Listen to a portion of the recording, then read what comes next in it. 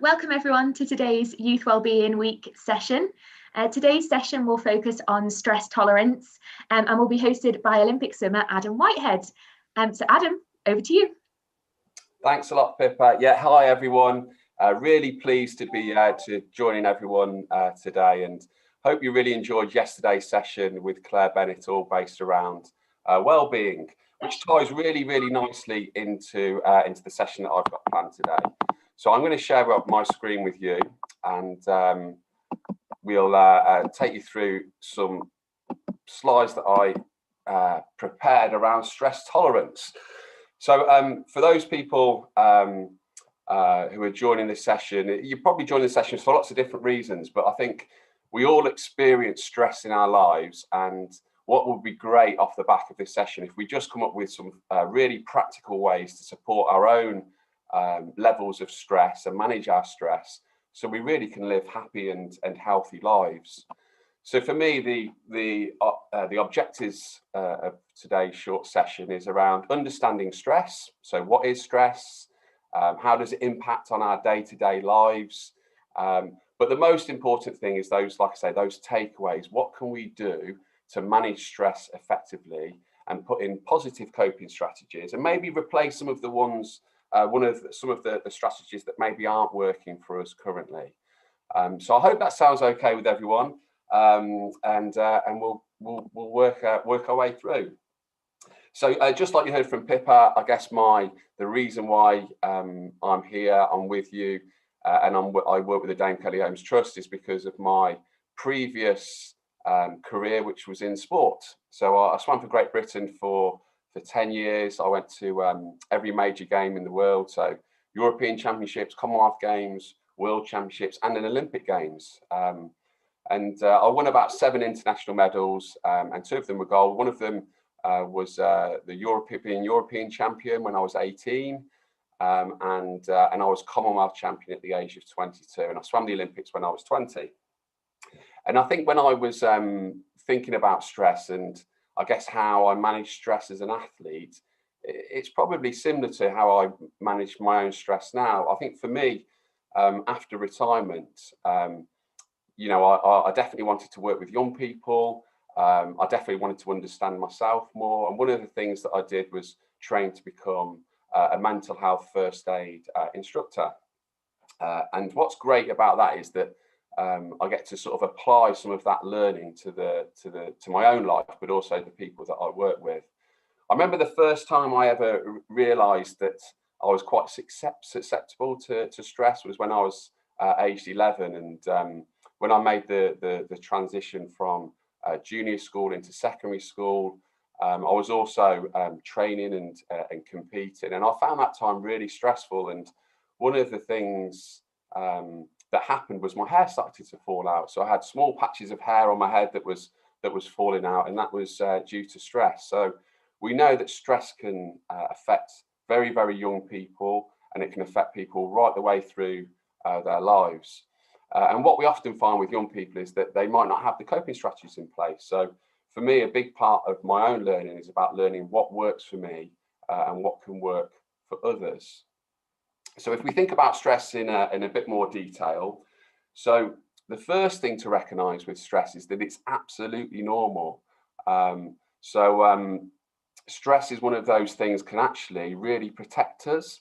And I think when I was swimming, you know, I remember stressful situations such as big competitions like the Olympic Games or the World Championships. Stress was absolutely vital for my performance. So if I didn't feel a certain level of stress or anxiety before a race, I was concerned. So the fact that you may feel stress in parts of your life, such as exams, such as maybe going somewhere for the first time or meeting new people, is a normal response. And actually, in the right situation, it absolutely is essential. But I think stress becomes a real difficulty for us when it interferes with our day-to-day lives, and it becomes a problem. So we know through particularly stressful periods, too much stress can actually make us ill, and it can lead to things such as anxiety, such as depression, and different ways people might cope with that could be through self-harm or interfering with their physical health. So it's really important that we learn to manage our stress levels to prevent it becoming a real issue for us. So if I said to you, what would you do if this angry lion came into your room right now? I'd imagine most people would run. That's certainly what I would do. But stress is programmed into us from through millions of years of evolution to look after us. So it gives our body this fight, flight, or freeze response. So some people, angry lion comes into their room, choose to fight that lion. I wouldn't be one of those. Some people might freeze and stay very, very still. And some people might take flight and run. So under the right circumstances, we absolutely need stress. So when we are feeling stress in our lives, sometimes it needs to be welcomed, and not all stress is negative. So I think one of the best ways to explain this is that everybody's different. And one of the things that we look at is everybody having this sort of vulnerability to stress in their lives, and depending on what's happened to you through the course of your life, depending on different experiences, genetic makeup, can influence how much stress you can tolerate. Some people's stress containers, if you think about stress being a containers, are very, very big. So you might think of a swimming pool, full, and when it's full of stress, the swimming pool, you are still functioning, you're still happy, you're content, you're coping with day-to-day life. But other people's stress containers might be quite small. I've got a mug here, relatively small stress container. And for those people, stress flows into their containers just like it does with somebody with an Olympic-sized swimming pool stress container, but their stress containers overflow far more quickly.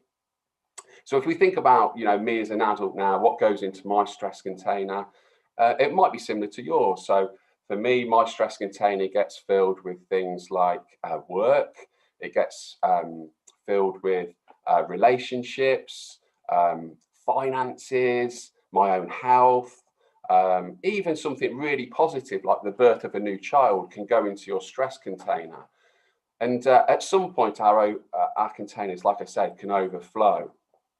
So if we think about, you might be watching this, we might think about things like financial security, relationships.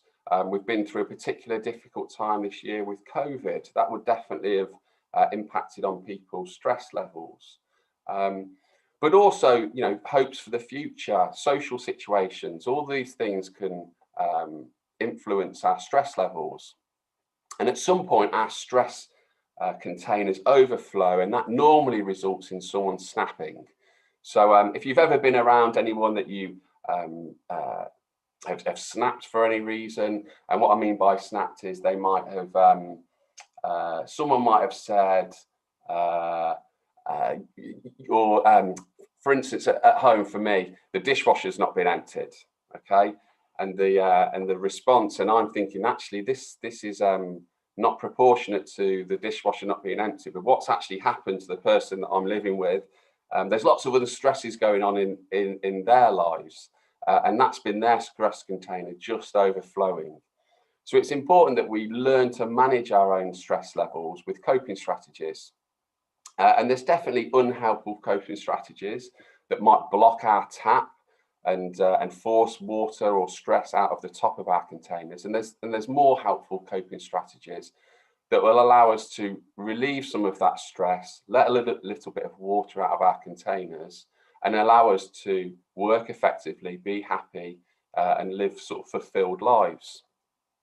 So if you think some of the unhelpful coping strategies might be things like procrastinating, so putting things off.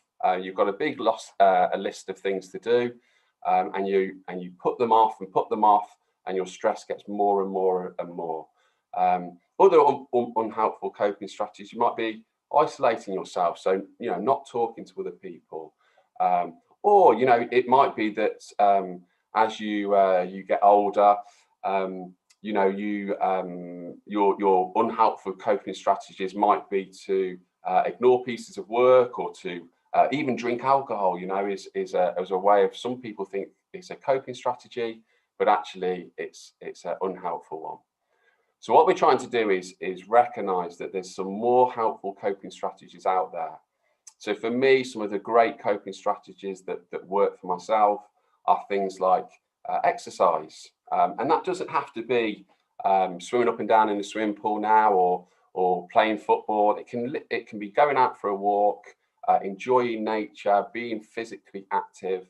And that's a great way for me to relieve my own stress. But I also love listening to music. I enjoy watching films. I enjoy socializing, turning my phone off. I enjoy going fishing. That's one of my coping strategies. So it's really important for everyone to learn what works for them, what has worked in the past for them. And if that's worked in the past for you and it's a helpful, healthy way to relieve your stress, then that's what we should focus on. Unhelpful coping strategies, things that we know aren't going to help us, are the things that we're trying to reduce. So I guess one of the takeaways for me is to figure out, what is your coping strategy? And I don't know if anyone listened to Claire Bennett talk about the 5 ways to well-being yesterday.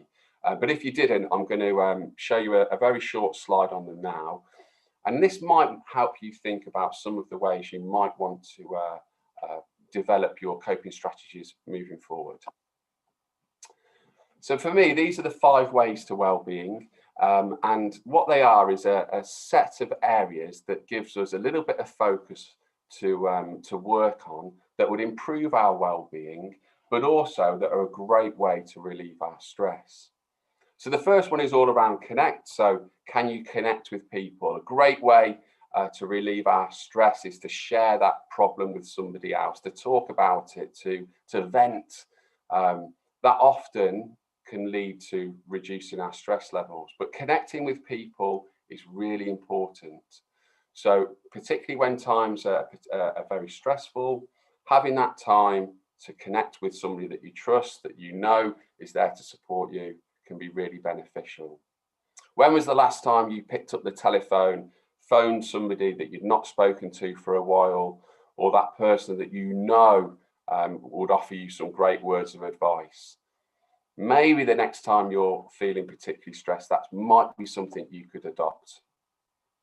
Another great way is to keep learning. I think when I was 14, 15, 16, I didn't think much to school, didn't particularly engage with school very much.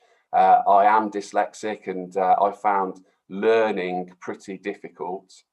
But me as an adult, I see learning in a completely different way. I love to learn new things. I was working with a group a few weeks ago, and during lockdown, one of the young people on that course had taught herself to juggle during lockdown, not just 3 balls, but 4 juggling balls, which I thought was pretty amazing. 5, 6, 7 years ago, I really loved music, so I learned how to mix my own music. So learning new things isn't necessarily about education, but it can be learning a new skill, or having a new hobby. So a great way to relieve stress is that distraction away from what else is going on in your life is to learn something new. Number 3 in the 5 ways to well-being is to take notice. So this for me is about switching off our telephones, going outside, appreciating what is going on around us, taking notice of other people, but taking notice of nature as well. Like I said, I love to go fishing, and part for me, going fishing is not about catching a fish, but it's about being outside and being around nature and noticing the birds on the lake, the ducks, the people walking their dogs. You know, it's all part of this well-being that allows us to relieve our stress levels. The 4th one is about being active. And for those people that are listening that don't enjoy sport, this isn't about sport. This is about us being physically moving. This is about us walking to school or to college instead of getting the bus. This is about us going on a bike ride, or playing football in the park, or whatever it is you choose to do, but movement is really important. And we know that movement and being physically active can be as effective as antidepressants for things such as anxiety and low level depression to moderate depression. We know being physically active can be just as effective as taking medication. So that's a great one to relieve our stress. And the final one is about giving to others. So doing things to support and give to others, doing a kind gesture for someone that you care about can really help our well-being, but also it links really to our stress. You know, I was making Christmas cards with my little girl at the weekend, and I think I was probably more into that activity than she was. But being creative and creating a card, giving me something to focus on, I definitely found my stress levels reduce, had a sense of well-being, and then giving those Christmas cards out to people and putting them in the post was definitely a fulfilling activity to do. So think about, when was the last time that you did something for somebody else? When was the last time you asked them how they were doing? And that is just as much about supporting them, but also helping and support you. So for me, the three things that I'd like you to take away from this short session around stress tolerance and managing stress is to realize that stress is absolutely normal. Everybody will experience stress at some point in their life, and not all stress is bad. Stress can help us and improve our performance, improve our lives, and get the very, very best out of us.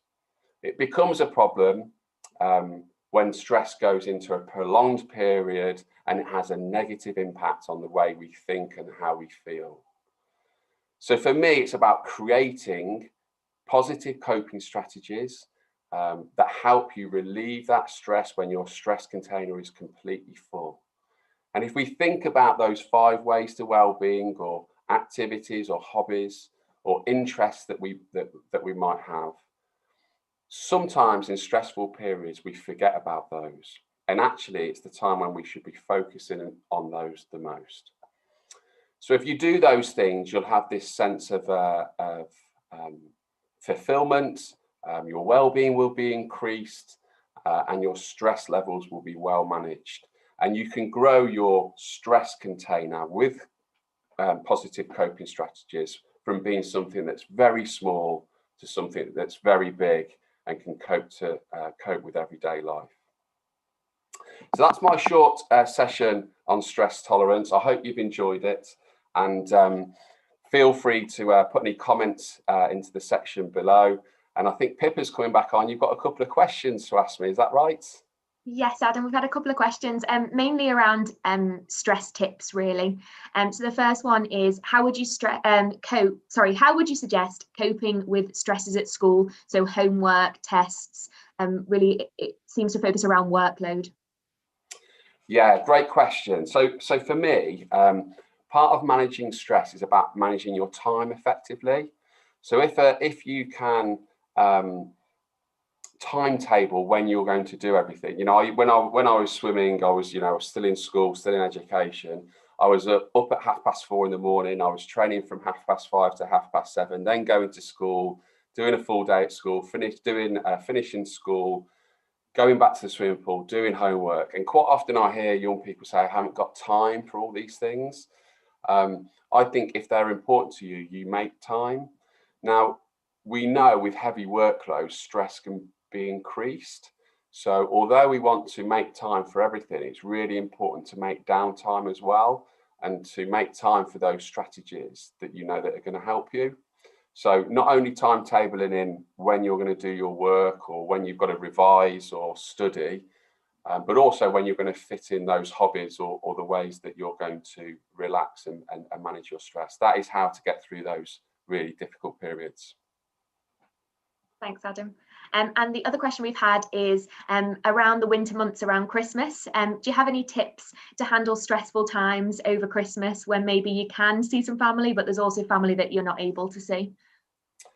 Yeah, it's a really relevant question. It's a difficult time for everyone this year, and I think Christmas is going to be, can be a stressful time anyway for lots of people.